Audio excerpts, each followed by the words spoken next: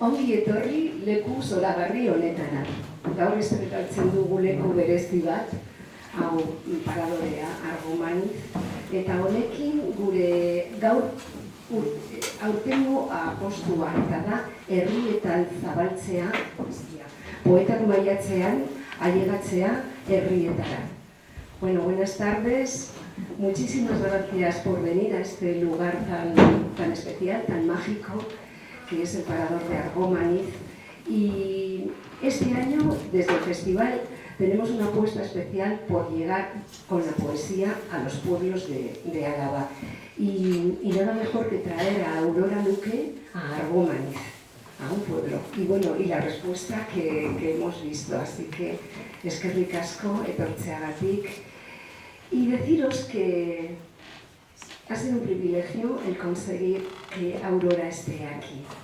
Ella de Almería a Málaga, pasando por las Alpujarras. Nació en Almería, su infancia en las Alpujarras, estudios en Granada y vive en Málaga. Poeta que practica actividades vinculadas siempre a sus tres líneas principales de interés: el mundo clásico, la literatura de mujeres y la traducción. Licenciada en Filología Clásica por la Universidad de Granada, profesora de griego antiguo en Málaga, conferenciante, articulista, fundadora y directora de la colección de poesía Cuadernos de Trinacria, ha sido directora del Centro Cultural Generación del 27 de la Diputación de Málaga. Aurora Luque ha realizado traducciones de poesía especialmente griega antigua, pero también francesa, latina y griega moderna, de autoras como María Lainà, Louise Labé, René Villán y Safo, y autores como Catulo, Meleagro y todos los poetas griegos que trataron los temas de Eros o del mar. Ha contribuido al rescate y a la reedición de autoras olvidadas. Hoy hemos tenido aquí una lectura, el Club de Lectura Feminista, La Hora Violeta, y bueno, pues va unido también, ¿no?, a lo que se hacen las lecturas del Club de Violeta Feminista, esta recuperación de autoras olvidadas. Ha sido galardonada con numerosos premios, finalista en otros tantos y reciente Premio Nacional de Poesía 2022. La traducción de poesía la lleva a otros mundos. Es una tarea que le ocupa los tiempos entre poema y poema, entre libro y libro, traduce. Y traduce los poemas que le gustan, que le apasionan. Le hace pasar ratos muy hermosos, disfruta mucho viajando, alejándose del presente rutinario a través de las lecturas, y se va a hablar con Catulo, con Calímaco, con Genofes, con Esquilo, que son amigos al otro lado de los libros. Amistad tiene especialmente con los líricos arcaicos griegos. Escribe desde pequeña. La poesía le llegó sin darse cuenta. Los poemas que su madre recitaba de memoria, algunas canciones que iba encontrando.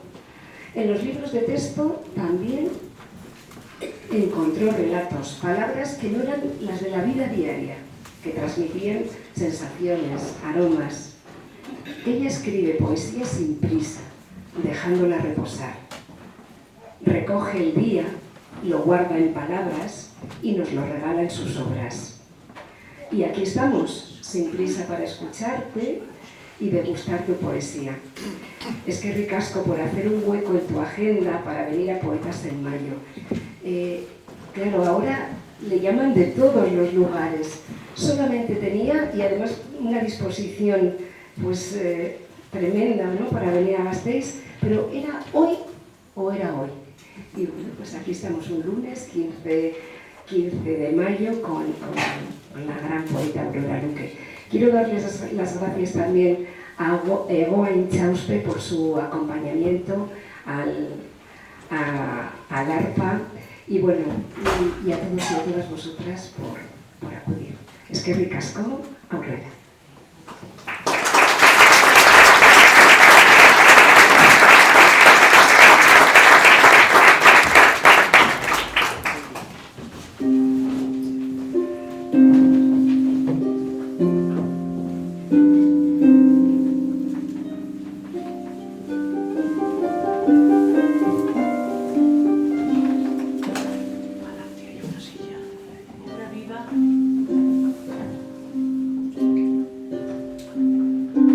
Obra viva, obra muerta. Obra viva o carena es la parte sumergida del casco. Obra muerta, parte del casco que emerge del agua. Sabía de la vida quien así bautizó las mitades del barco. Al sol y a la intemperie, lo demasiado claro, lo que el mundo carcome de nosotros, lo que ha dejado ya de palpitar, lo seco, lo tensado, los cables, las amarras, el mascarón obtuso y maquillado, las sirenas del puerto, sus imperiosas voces de contralto. Mirando la negrura, la obra viva, el mórbido contacto con lo que fluye y huye, los sueños que succionan el indecible plancton, el roce con cardúmenes inquietos, con escualos, con náufragos y las sombras de carne de molusco que proyectan los cuerpos bajo el sol enlazados, las sirenas del fondo, sin culpa de sonidos, pero deseo aullando, las sirenas de arriba, las sirenas de abajo.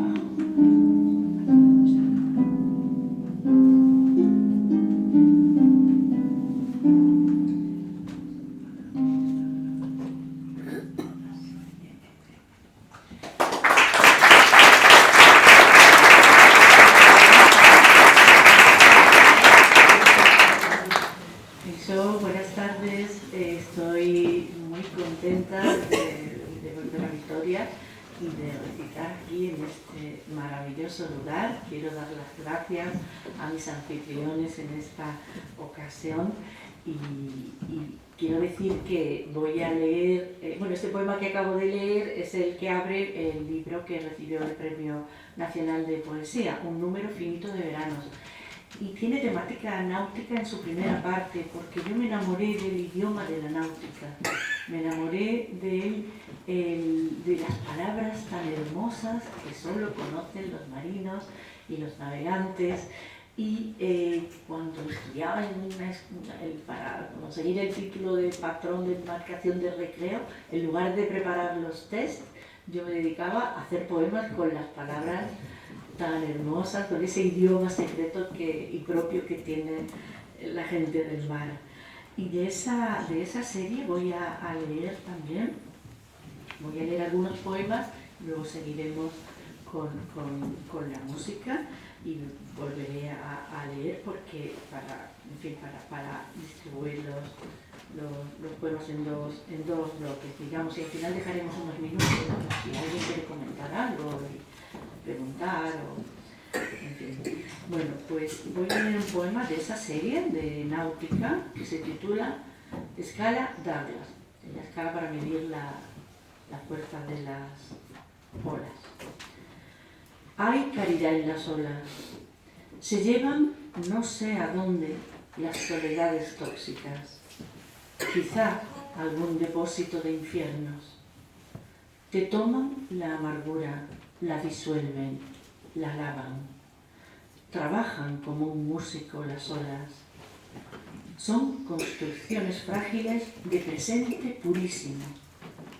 Su armonía liquida todo tu sucio caos. Trabajan como música. Y de esta serie voy a leer también el primer poema. Hablaba de la obra viva y obra muerta. Curiosamente, la obra viva de los barcos no es la que se ve. Parece que asociamos lo visible a lo vivo y en los barcos es al revés, ¿no? La obra viva es lo que está por debajo de la superficie, la parte del barco que queda por debajo de la superficie. Y mirando el barco también en sus otras dos mitades, digamos, pues escribí esta canción para Vinicio Caposella, que es un cantautor italiano, bibliotecario del barco y pirata cantante. Es una canción de homenaje. Es un cantautor que recurre mucho al mundo clásico. Tiene un disco con canciones que hablan de la Odisea, de Calipso, de Poseidón, y le dedico esta canción. A estribor huele a whisky, huele a ron a babor. A estribor el cardumen, el profeta y su tribu, César y su legión, la manada, el enjambre, el avaro a estribor. A babor el filósofo, la pensatriz y Baso, Circe con Robinson y el Ulises de Dante con Nausicaa a babor. A estribor vive el novio y el pirata a babor. A estribor se oye el puerto, las campanas y el baile, las nanas y el reloj. A babor, vientos crudos, guitarras submarinas, la Atlántida en rumor, la Javiera y sus libros, delfines a babor. A estribor Poseidones, galones, galeones repletos de doblones. A babor Robinsones, canciones de sazones en ebrios corazones. A estribor Vira, Apolo y Dioniso a babor. Y ahora de otra serie de este libro voy a leer un poema, otra serie, otro apartado, porque organicé el libro jugando con los subgéneros de las poéticas antiguas y también inventándome algunos subgéneros que no existen. Uno de ellos trata del amor, ¿no? El primero era náutica, el primer capítulo, digamos, el primer apartado, y el segundo es erótica. Kélesis. Kélesis es una palabra griega que significa algo así como hechizo, encantamiento, encanto. Supe que amaba cuando me descubrí queriendo cuantiosamente al mundo con más delicadeza, como ignorando antes totalmente su densidad de encanto, la audición de sus dichas, el júbilo en su abrirse ante mis ojos. Los ficus se cruzaban en lo alto de las calles abrazados, frondosos, y no sé si la gracia estaba en mí, que miraba ese sol dado a las hojas como quien tiene ganas de cantar y sabe que esas ganas anidan en el pecho sin llegar a los labios, y es bastante. Canta el cuerpo por dentro y sintoniza con el lenguaje alto de las ramas, como un secreto que el amor severo no quisiera contarme todavía. Pero supe que amaba, me lo decía el mundo. Y ahora para Ana le voy a dedicar el poema Veredicto de Casandra, porque ayer me comentó que... Bueno, Veredicto de Casandra. Oráculo. Hay amores de pieles como el de la ciruela a la ciruela, juntas en una rama, bajo el sol, endulzadas mutuamente. Amores que fermentan como huesos de fruta escupidos al par, peladuras de higos fundidas entre insectos y gorriones ávidos. Hay amor de cenizas unidas en la tierra y nadie se da cuenta. Hay otro amor de puras prenociones que se rozan dichosas y solo el aire sabe. Y de este libro voy a leer 2 poemas para dar paso después otra vez a la arpa maravillosa. Y el primero es de la sección que titulé Tanatoscopia, que en griego sería, pues el mirar a la muerte, ¿no? En realidad son epitafios y este se lo dedico a Umberto Eco, aunque hablo también de amor. Ha muerto Umberto Eco. Los dioses, nos tememos, son también imperfectos. No han sido diseñados satisfactoriamente. A unos falta elegancia, a otros misericordia. Los hay tacaños, broncos, rencorosos, por exceso de celo o de justicia o de amor irritantemente puro. Nadie pensó en soñarlos eruditos. Si hubiese al menos ángeles leídos. Lo peor es quizá la casa eterna. No tienen bibliotecas en los cielos. o si suplicaríamos por una tibia cápsula sin tiempo, alcanzada por voces de poetas amados. Mas ¿cómo se podría soportar la eterna eternidad sin libro alguno? Ese diseño habrá que mejorarlo.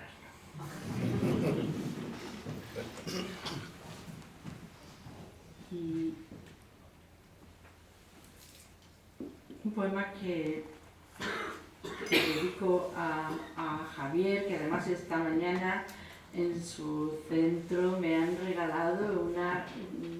Bueno, yo he leído poemas, pero en realidad he disfrutado con los alumnos y las alumnas, leyendo poemas también, leyendo traducciones, con una intervención colectiva maravillosa y lo considero como un regalo que me han hecho, no en absoluto ha sido, bueno, para mí, ojalá todas las lecturas fueran en los centros educativos a los que me gusta ir, porque he sido profesora muchos años, se parecieran a la de esta mañana.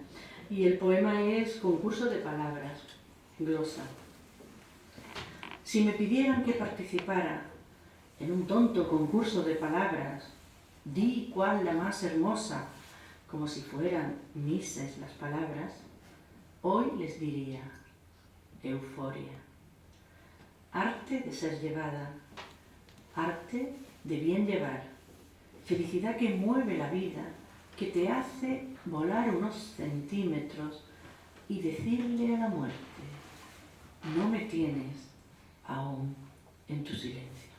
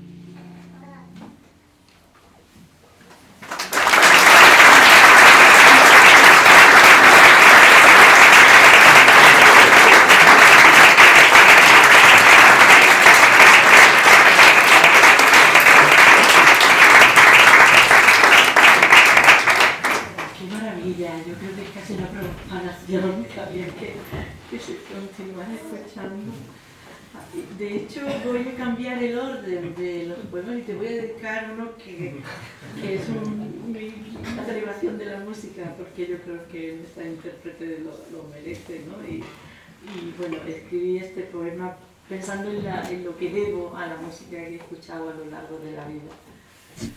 Partículas del don de la ebriedad, en homenaje, claro, ¿no?, a Claudio Rodríguez. Solo la música te ha dado lealmente partículas del don de la ebriedad. La música andariega, con sus alas plegadas en la espalda, descalza junto a ti la vida toda, harapienta, coronada de rosas, compañera. Su sombra, su caricia en los hombros, tantas noches portadora de ramas, de canciones agridulces, balsámicas, de violonchelos hondos, heridoras guitarras, arpas acuáticas, bozukis como pájaros. Es la mano invisible que te saca a danzar, desnuda tú, en oscuros mentales habitáculos, cuando ardes, muriendo de soledad insaciada y deseante. La música. Morir será dejar toda esperanza de escucha y de armonía. Y bueno, como me he enterado de que el 8 de junio se va a hacer un homenaje a Emily Dickinson, a la gran poeta americana, aquí en el Parador, pues he traído a algunos poemas que escribí, porque he visitado 2 veces su casa en Ames, y no es que estén directamente relacionados, no hablan de ella, pero sí que surgieron en alguna especie de diálogo. Aquí tengo la letra muy pequeña y me voy a poner la tapa porque es precioso. El poema, en este se citan unas palabras de Emily Dickinson. Ojos color jerez. Emily se retrata. El color de mis ojos recuerda al del jerez que se queda en la copa del invitado. Qué imagen tan notable, esa cripta de euforia del jerez. Idas ya a las visitas, cuando alzaba la copa brillaba aquella lágrima cobriza como lupa del mundo. Así era su pupila escrupulosa. Qué ungida de deseo iba esa copa de vuelta a las cocinas. Recuerdo ese jerez que otros bebieron. He pedido tequila con sangrita. Sé que mi libertad se ha fabricado con destellos antiguos. La noche es alta y libre y está invitado el mundo. Este es un poema de homenaje a Emily Dickinson como antepasada, ¿no? Como fabricadora de una libertad ante la escritura de la que gozosamente pues somos herederos y herederas, y sobre todo muchas mujeres que en otras épocas pues no estaba tan clara la posibilidad de escribir, editar y leer públicamente los poemas. Y este también es una nota a Emily Dickinson. Tú también habitaste en el planeta de aquellas lentitudes, hospes comesque, alma nómada mía, cuando eran las palabras frescas como cerezas y duraznos en la penumbra y la hora del mundo una fragante pulpa penetrada. Las palabras llegaron a tu lado densas, plenas de sí, con sus cuerpos atléticos, con sus zapatos púrpura, no palpadas, intactas, en fervorosas cápsulas de luz. A los demás nos queda únicamente una nostalgia huérfana del discurso de Orfeo. Y dejo esta serie de homenaje a Emily Dickinson y voy a leer algún poema de Gavieras. Bueno, no, primero es un poema de un libro anterior, Personal y Político, y es un poema que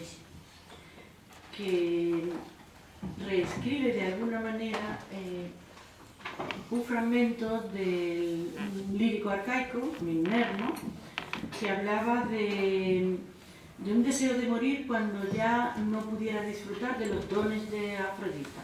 Era muy tajante y yo creo que, en fin, que también hay vida sin Afrodita o con Afrodita un poco más lejos y acompañada de otros dioses, ¿no? Pero los griegos fueron muy duros, ¿no? A la hora de hablar de la vejez y Minervo incluso decía que prefería estar muerto.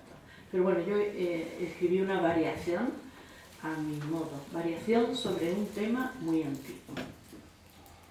Muerta quisiera estar cuando ya no me importen el sabor de los vinos conversados, la lasitud que sigue al fervor de un abrazo, las diferentes túnicas azules que va estrenando el mar, cuando deje de amar a las palabras como esas diminutas criaturas sorprendentes y danzantes que son, cuando olvide los dones de una risa filósofa y bufona o el olor de una higuera goteante de mieles, cuando se hayan gastado las ganas de pisar las olas del verano, cuando pierda memorias y deje de saber que eran fardos envueltos de un tesoro. El antiguo decía que los dioses hicieron la vejez así de dura. Muerta quisiera estar, cuando ya no me importen estas cosas. Y de los amados griegos, poetas griegos, y en realidad de toda la literatura griega de la que no dejo de aprender, porque la siento muy contemporánea, porque siento que me hablan al oído, ¿no? Que son poetas que inventaron muchos géneros, inventaron cosas que no se habían dicho antes, incluso palabras, ¿no? Platón tiene que inventarse el vocabulario filosófico que no existía, lo crea para decir lo que quiere decir y decirlo de qué manera, ¿no? Pues creo que este poema surgió de, si no recuerdo mal, de una pregunta de un alumno, y para decir que por qué se estudiaba la cultura griega, ¿no? Y yo creo que una de las bueno, creo que lo digo en el poema, ¿no? Mejor. El poema se titula Realismo. El único final feliz es el de Ulises. Por lo demás, ¿qué realismo en Grecia? Los amores se truncan. El deseo se transforma en un fuego ingobernable. La ceguera convierte a un hombre en títere. Orfeo solitario se deprime. Fedra se rompe por un jovencito. De Ariadna se sirven como de un cerrajero. De Helena triunfa, en cambio, la belleza soberbia que quisiéramos haber escarnecida. La guerra ha sido inútil. ¿Cabe más realidad? No comieron perdices. Nunca fueron demasiado felices los helenos. No nos dan para un guión americano. Ya recuerdo, anoté los primeros versos después de ver la versión penosa, patética de Troya, la de Brad Pitt. Que su director no era malo, pero bueno, qué manera de que se salven los guapos y que final feliz y se va Helena con... Bueno, eso era penosa, ¿no? En la versión Hollywood de Troya. Y precisamente, mientras que cuando olvidemos esa película, se seguirá leyendo la Ilíada porque habla del misterio del bien y del mal, de cómo no están repartidos en zonas que nos puedan decir esto es lo malo, esto es lo bueno, sino que es todo mucho más complejo. La humanidad es compleja y los griegos creo que la reflejaron. Y voy a leer de Gaviera algún poema. Uy, ahora en otro tono que igual espero poder acabarlo, porque este poema lo leo en pocas ocasiones. Y es que Gavieras tiene una parte que habla de las mujeres Gavieras, de las que atienden al horizonte, porque ya pasó la época, inaugurada gloriosamente con las palabras del pensamiento de Virginia Woolf, que decía que se necesitaba una habitación propia para escribir, y las mujeres de su época no la tenían que escribir en el salón y en los ratos que les dejaban libre, pero es que no basta con una habitación propia, hay que tener la casa entera, hay que tener la ciudad propia, hay que tener el mar y hay que tener el horizonte, disponer de él, atenderlo. Y de eso va la primera parte. Leeré algún poema para terminar, pero voy a leer uno que está dedicado a mi madre. Mi madre tiene Alzheimer, demencia senil, y 94 años, y de ella aprendí mucho sobre la poesía sin saber que lo estaba aprendiendo, ¿no? De esos poemas de memoria y de sus lecturas que me iba comentando también, y los libros que me regalaba, y la verdad es que fue una suerte, ¿no? Que sobre todo escuchar poemas dichos, ¿no? De memoria, con su ritmo, ¿no? Y de Calderón, de romances, todo eso siempre digo que estuvo en el principio, ¿no? Y claro, ahora ya no me conoce, pero me ocurrió esto. Santa Teresa y la tarara cantan por una escotilla de la cabeza de mi madre. Los ojos son ventanas y vidriosos se abren. Advierten de las salas de la mente que van quedando oscuras. Esos niños, ¿dónde están? ¿Con los pastores? ¿Esa es la que va a estar al cuidado de los nuestros? Estas son palabras de ella.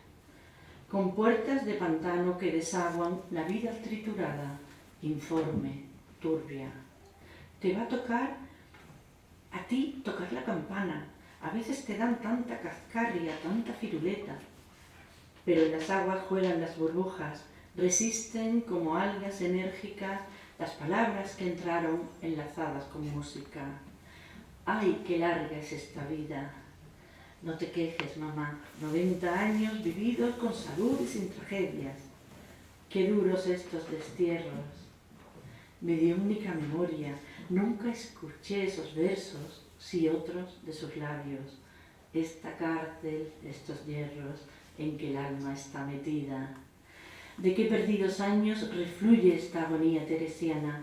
Sí, quéjate, mamá, 90 años de viaje merecían luz sobre los recuerdos, la lamparita última en la noche, la somera justicia de pensar, he sido y basta. Memoria, no me dejes a solas con la vida hecha lodo tras los ojos. Regresan las acequias, las colegas maestras, los hinojos, los prados. Van a poner las radios en las casas. Yo estoy muy tardía.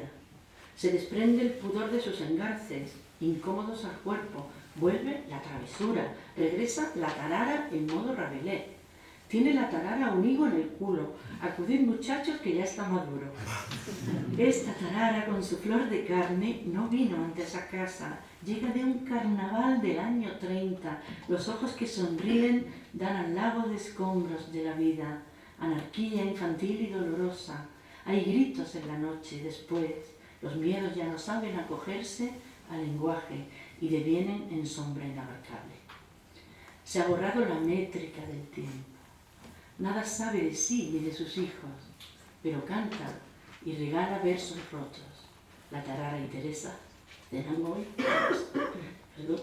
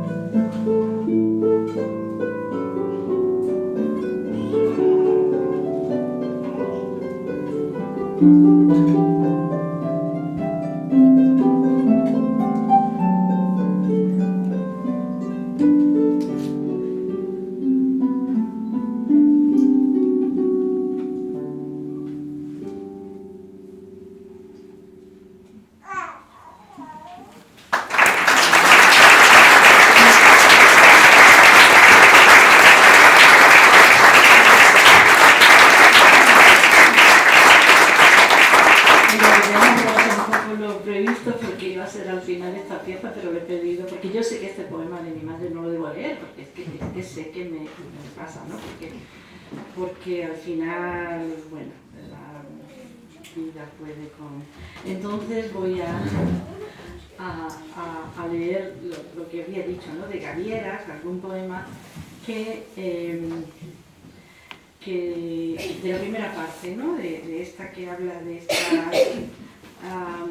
mujeres, porque no tenemos tantas heroínas, ¿no? A lo largo de los siglos han sido pocas, ¿no? Las mujeres que han escrito libremente y que han tenido siempre que andar justificándose o han tardado mucho en formarse y han sufrido, pues, ataques. Por ejemplo, la palabra poetisa, que no nos gusta. ¿Por qué no nos gusta? Porque se usó como insulto en el siglo XIX para descalificar a las mujeres que escribían y para ridiculizarlas y para más o menos decirles que se dedicaban a escribir porque eran feas y no encontraban novio. Entonces el poetisa se cargó de negatividad que todavía la asumimos como si no tuviera un origen muy perverso, ¿no?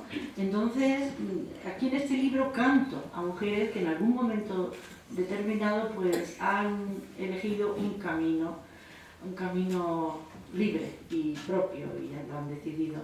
Y voy a leer uno que se titula República Partenopea y habla de Leonora Fonseca Pimentel. Bueno, canta el final de Leonora Fonseca Pimentel, que fue condenada a muerte por editar, es la primera mujer que edita un periódico político en Europa, la primera directora de un periódico político, el Monitore Napolitano, que está en internet, se puede leer, está escaneado y se puede conseguir. Y en su casa pues lo distribuían y había un grupo que conspiraba contra la monarquía y con los Borbones, que además estaban temerosos de que pasara lo mismo que a María Antonieta y demás familia, ¿no? Pues entonces Eleonora soñó con una república ilustrada, como tantos otros aristócratas napolitanos, ¿no? Y le dedico este poema como si fuera un autoepitafio, ¿no? Ella habla desde la muerte y luego hablo yo, o sea, luego habla el poema, le habla ella. Y dice así: si vas, viajero, a Nápoles, recuérdame ahorcada.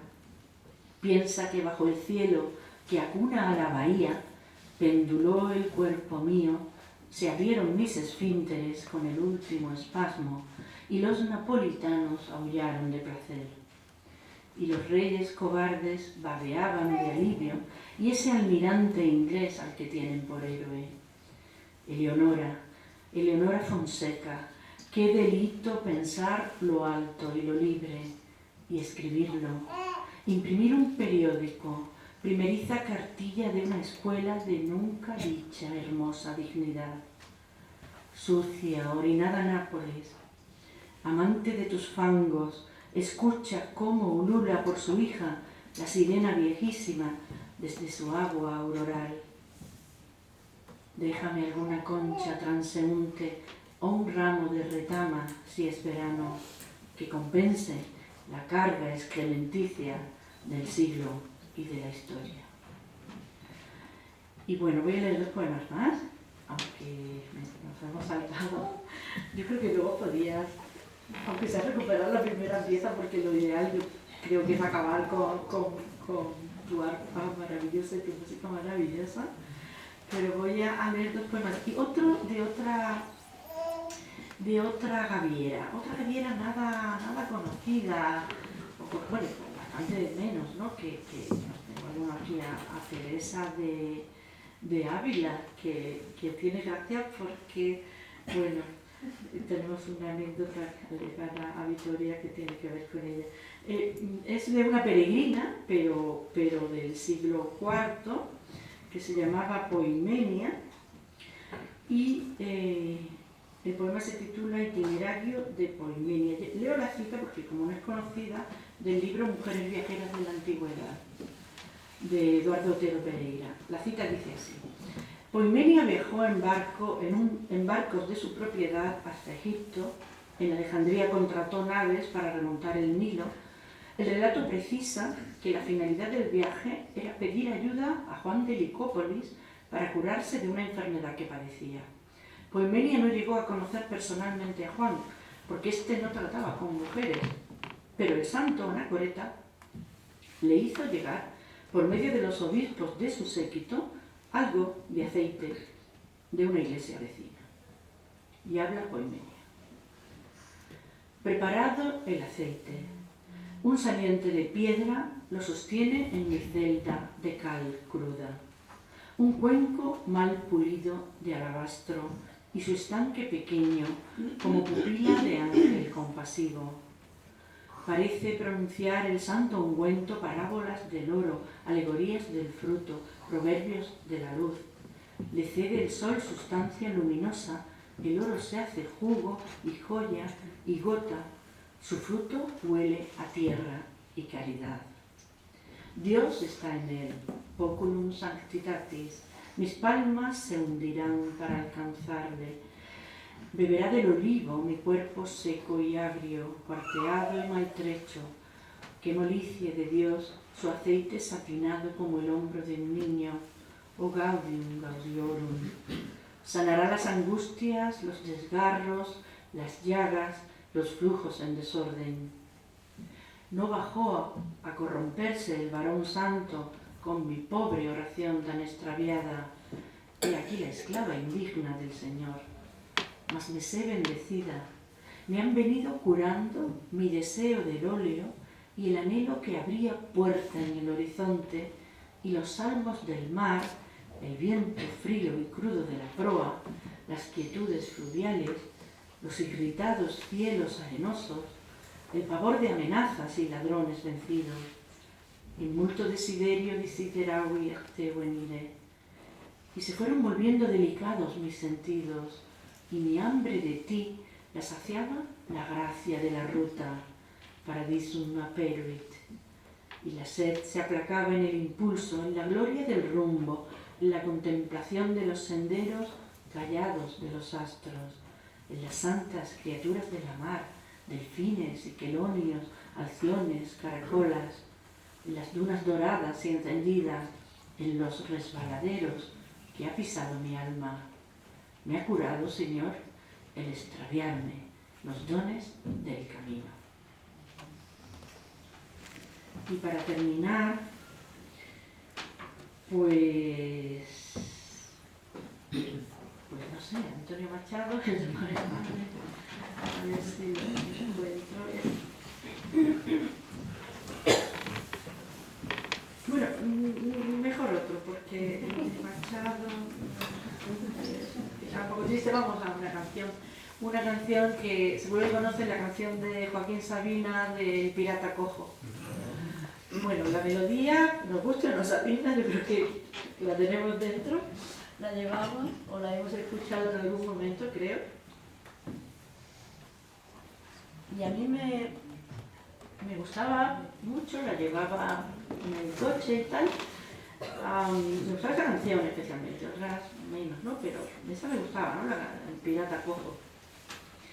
Y de pronto me di cuenta de que va sobre las vidas que le hubiera gustado vivir al cantante, y de pronto me di cuenta que yo en esas vidas sería una desgraciada si viviera en una de esas vidas. O sea, no podía desear lo mismo que él, ¿no?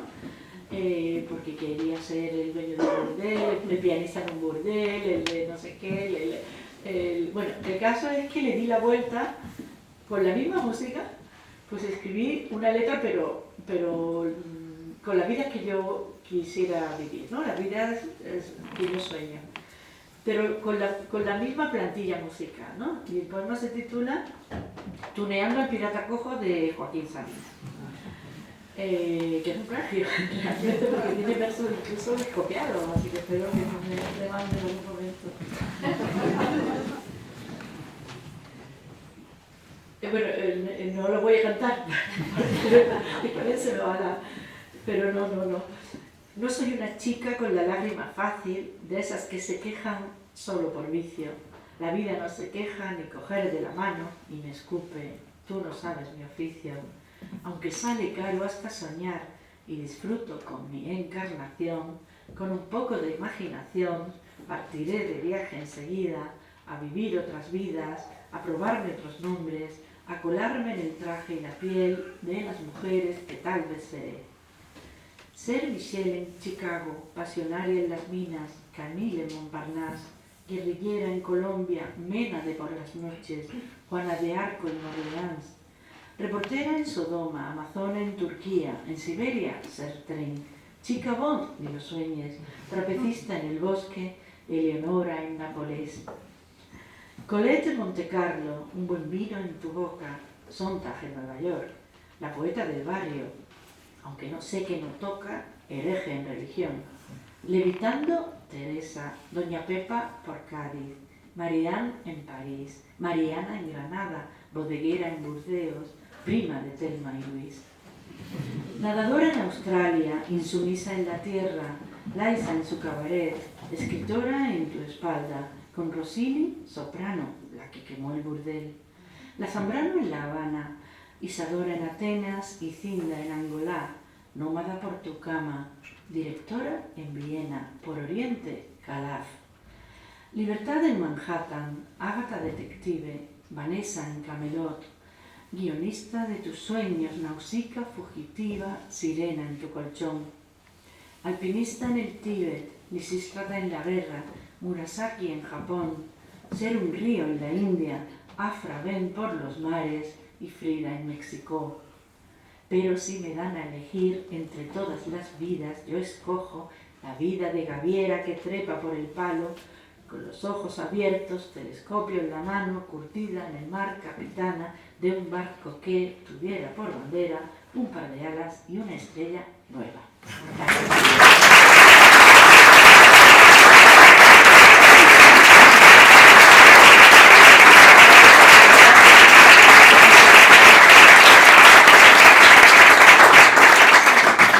Dejamos ahora unos minutos, ¿no?, para las preguntas y luego tú cierras ya y nos dejas con la maravilla de la...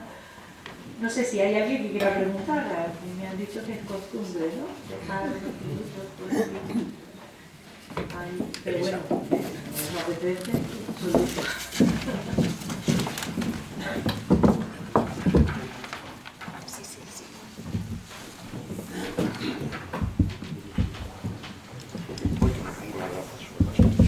¿Alguna pregunta tenéis por aquí también para que ya me programe?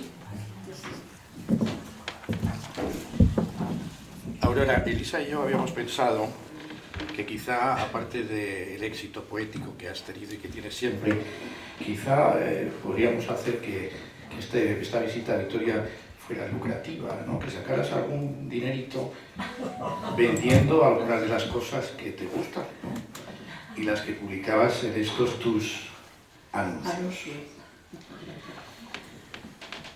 Vendo roca de Sísifo, añeja, bien lustrada, llevadera, limada por los siglos, para roca de infierno, para tediosos y desesperados amantes del absurdo, o para culturistas metafísicos.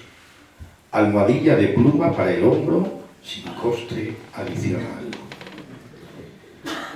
Vendo una isla de segunda mano, no la puedo atender. Perfecto estado, arenas y ensenadas, olas, acantilados, arboledas, delfines, instalación de sueños casi intacta. Vendo toro de Dédalo, discreción, 15 días de frenético ensayo, se entrega a domicilio. Se adapta a todo tipo de orificios.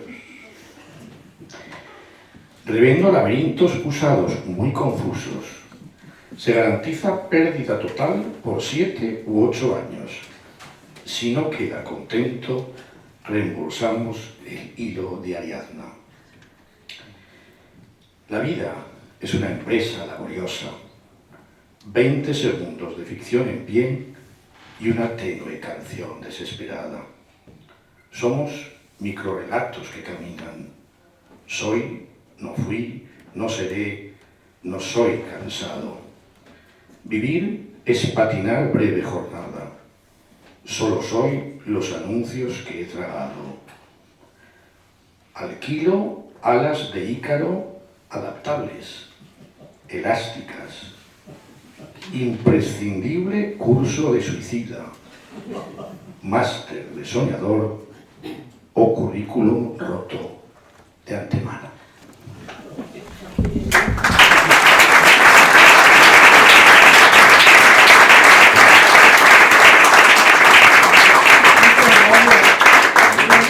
Sigo vendiendo porque todavía Roca de Sísifo yo creo que llevamos, pero sí, lo puse en venta todo eso hace tiempo.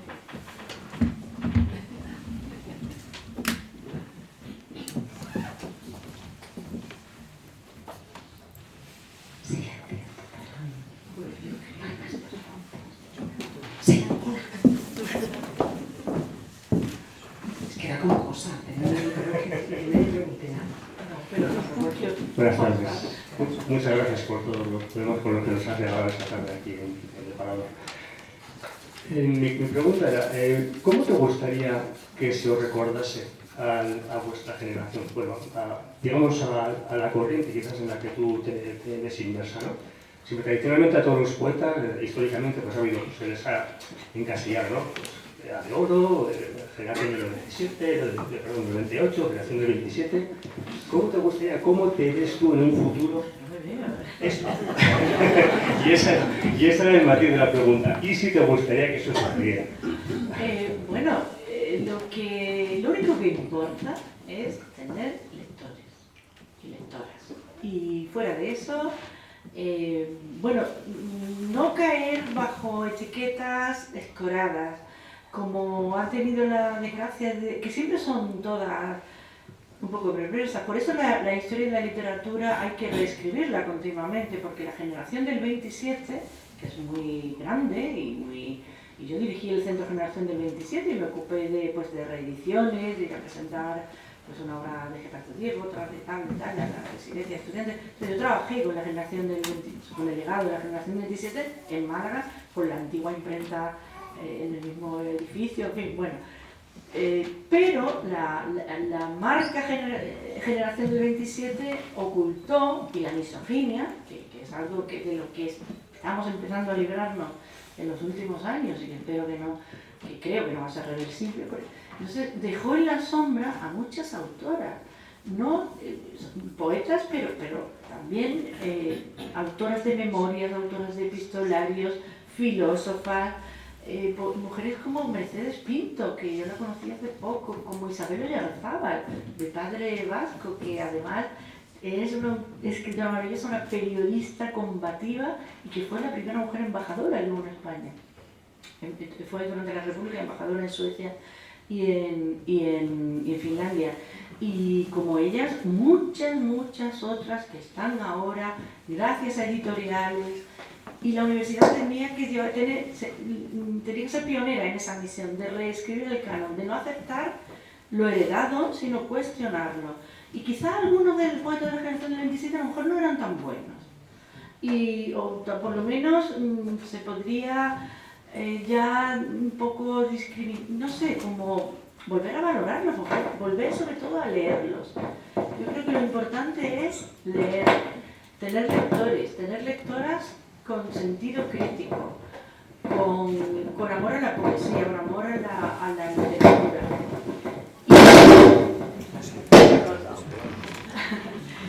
Y claro, las etiquetas pues son lo de menos. Ahora yo no me voy a enterar que si igual se pierde todo, yo qué sé, igual cae una bomba en cualquier momento, nos destroza el planeta.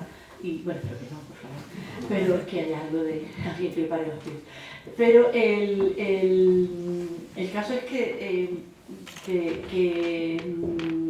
a veces funciona mal el canon, y no solo en el caso de las mujeres, que es clamoroso, ¿no? Escandaloso, ha sido escandaloso. Por suerte están apareciendo ediciones, y no solo del 27, de muchas otras épocas. Además, pienso por ejemplo en María Rosa de Gálvez, una dramaturga maravillosa de Málaga, de la familia de los Gálvez, que un tío suyo fue ministro de Carlos III, y ella es una ilustrada ejemplar, pero no es conocida, no la estudiamos en nuestros manuales, en la universidad no se ocupó de ella, no entraba en el canon.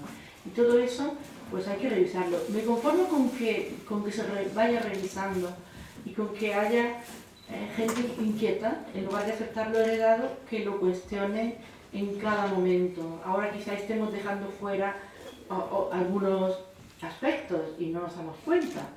Sin embargo, está claro que ha sido clamorosa la ocultación de...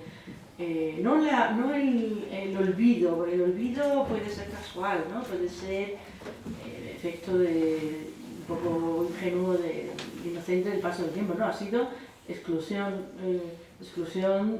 meditada y perfectamente orquestada, de decir a esta mujer no vale la pena incluirla porque no, porque era cosa de hombres la historia de la literatura. Y eso sí que me parece importante que no vuelva a suceder. Creo que no vamos por mal camino, de momento no nos vamos a dejar, pero que es cuestión de justicia, no es de feminismo, es de justicia, con mayúsculas, y ya está. Y luego eso, a mí me ponen la etiqueta de poeta que recupera el mundo clásico, que juega con la literatura grecolatina, que reescribe, que tal, pues me gusta mucho, pero también la publicidad, como este señor ha leído esos anuncios magníficamente leídos y que bueno, el humor también me interesa como mecanismo, un ingrediente de la poesía, y también el lenguaje publicitario, el lenguaje del cine. Estamos hechos de cine, yo creo que el cine no puede dejar de entrar en nuestra literatura, ¿no? Está mezclado con nuestra vida, el cine, lo visual, también me interesa bastante.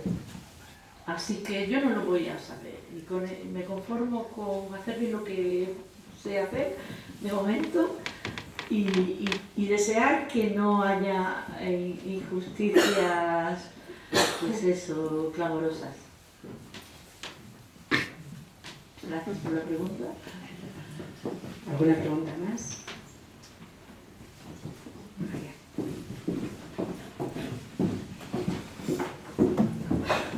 Sí, buenas tardes y gracias, Aurora, por participar. Yo, enlazando un poco con la pregunta que ha hecho él, pero en otra derivada un poco distinta, que ahora está también como muy en boga.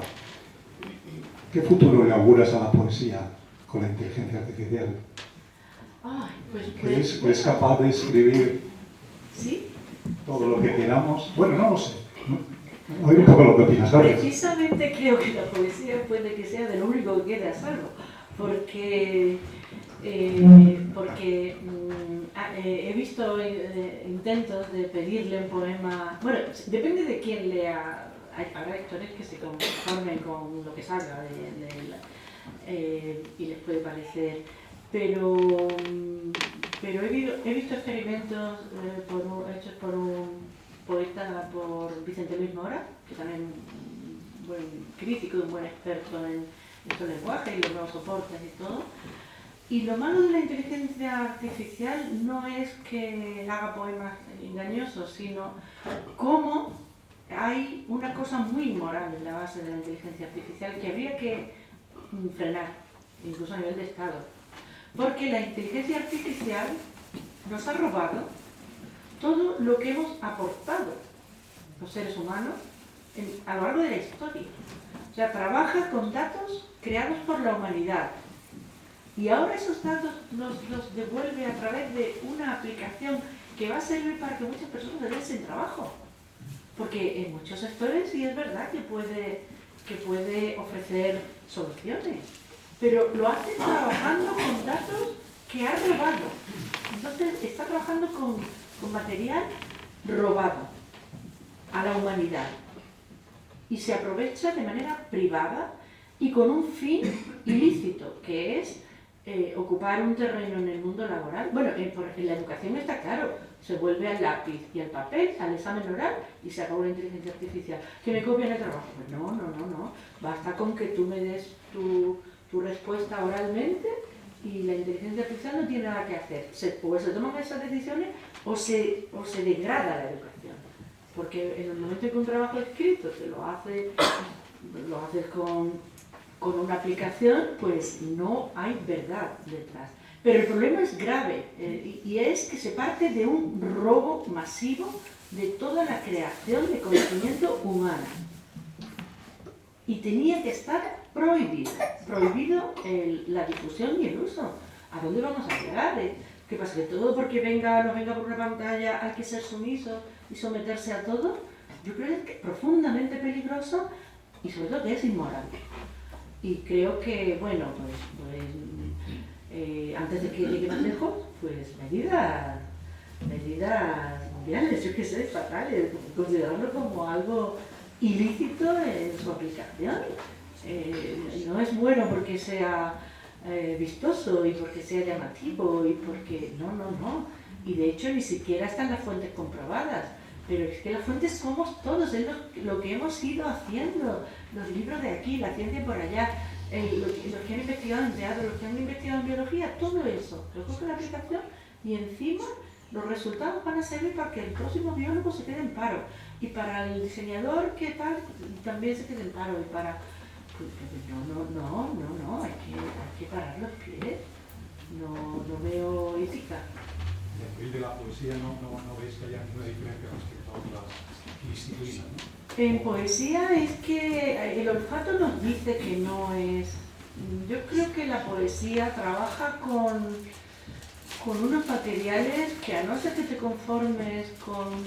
Por lo menos yo las pruebas que he visto así, como el resultado era, decía este poeta, podemos estar tranquilos porque los poemas que salen no son buenos, pero bueno, que creo que en otros ámbitos de la medicina escuché a una dermatóloga que, bueno, le daba respeto al Congreso, viniendo de aquí y de allá y todo, pero no es ético que además ni siquiera está donde tapan las fuentes, es que no te dan las fuentes. Une y tal, y mezcla errores. ¿Y dónde está el error? A lo mejor en medicina está en un momento, en una cosa probable que igual no puede poner en peligro. No sé, creo que no es ético. Y que las cosas, que no todo vale. En nombre de la tecnología, no todo vale. Pero bueno, es mi opinión. De poeta. Que yo no creo que, yo haré lo mismo, o sea, no creo que me afecte, pero sí que por ejemplo en traducción puede afectar ya, pero no en la traducción literaria. Por ejemplo, en la traducción literaria, el conocimiento de no sé, de un poeta del mundo clásico o de un Shakespeare y tal, yo no creo que se pueda hacer una traducción. En fin, bueno. En cualquier caso me parece que no es ético. ¿Hay más preguntas? Bueno, pues antes de finalizar sí quería tres cosas. Primero dar gracias a Manuel, el director del Parador, porque desde el primer momento que le propuse venir aquí se ha volcado en el proyecto, porque tenemos otro nuevo que es el que ha comentado Aurora, que será el 8 de junio, en una habitación estará Emily Dickinson y en otra habitación estará las editoras del último libro de Sabina Editorial y os invitamos a venir. Bueno, más información ya pondremos más adelante, ¿eh? Y habrá pues 2 sesiones seguramente porque la habitación tiene un aforo pues bastante reducido. Eso por un lado. Muchísimas gracias, Manuel, muchísimas gracias. Luego ella, os he comentado antes que dialoga con Catulo, con los libros, con lo que está leyendo. No sé si os habéis fijado en la parte de abajo que hay una máquina vending de libros. Os invito a verla. Es un proyecto para Poetas en Mayo, dentro de la campaña que hemos hecho de lectura nómada Irakurketa. Y bueno, el dinero recaudado son nada, 1 euro, 2 euros, 5 euros el máximo, irá a Cáritas. Entonces, bueno, os invito a pasar, si queréis llevaros algún libro y dialogar con los personajes, con los autores. Y bueno, y en último lugar, muchísimas gracias a Egoa, Inchauste por el arpa. Y hay otras 2 personas por aquí, que son Javier y Ana, que también han tenido mucho que ver en que Aurora esté hoy tan contenta además aquí, porque esta mañana ha estado en Icasbidea, en Durana, y bueno, pues le han hecho allí un homenaje maravilloso, así que es que ricasco también.